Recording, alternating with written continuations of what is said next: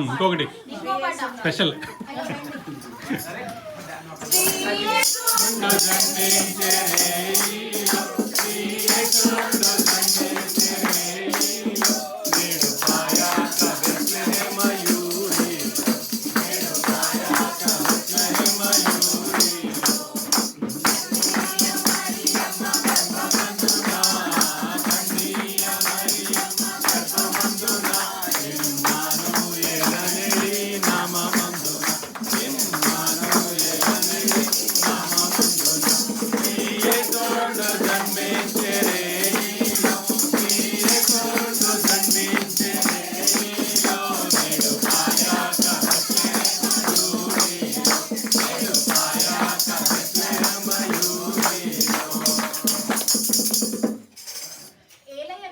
మనకు శిశువు పుట్టెను, మనకు కుమారుడు అనుగ్రహింపబడెను.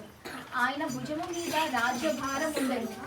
ఆశ్చర్యకరుడు, ఆలోచనకర్త, బలవంతుడైన దేవుడు, నిత్యుడవగు తండ్రి, సమాధానకర్తయగు అధిపతి అని అతనికి పేరు పెట్టబడింది.